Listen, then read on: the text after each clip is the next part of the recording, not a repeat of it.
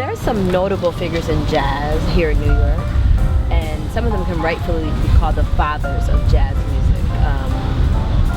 You have worked with some of those people we call the fathers of jazz. Do you mind telling us about those experiences? Yeah, I've been very blessed and fortunate to work with, as you said, some very notable fathers in jazz music. Some of them are Yusef Lateef, Curtis Fuller, Red Holloway, Benny Golson, James Spaulding, Benny Powell is another one, Kiani Zawadi, who introduced the euphonium to jazz. I've done a lot of work with him as well. And Marcus Belgrave, who just passed a few weeks ago, and I actually performed on his last concert down in North Carolina.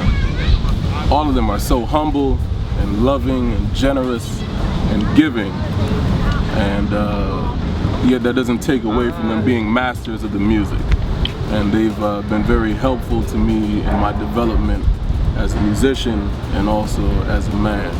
And every experience that I've had on the bandstand working with them has been a positive one or an enlightening one, and certainly one that's been very helpful to me. What are some of the places that you played? I've been fortunate to play some of the larger rooms like the Blue Note, the Vanguard, Minton's Playhouse, Dizzy's, and a whole host of other venues here in the city. I've also been blessed to do a lot of traveling. Played, a whole bunch of venues across the country. I've done extensive traveling throughout the Caribbean, and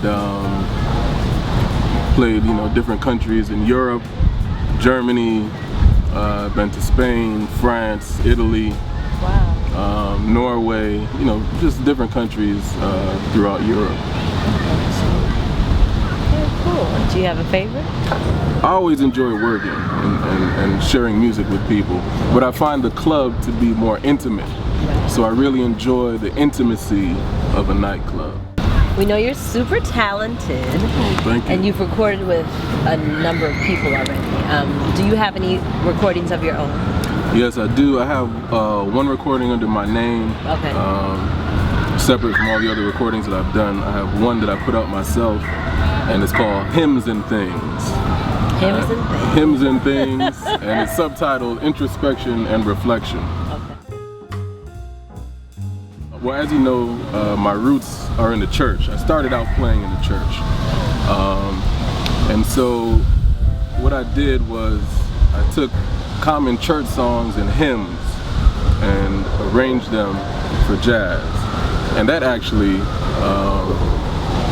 was what I wanted to do when I first got into jazz, but I wasn't knowledgeable enough to play the music. So that would be, if you wanted to say so, it would be my first gospel jazz record. But it is a straight ahead jazz record.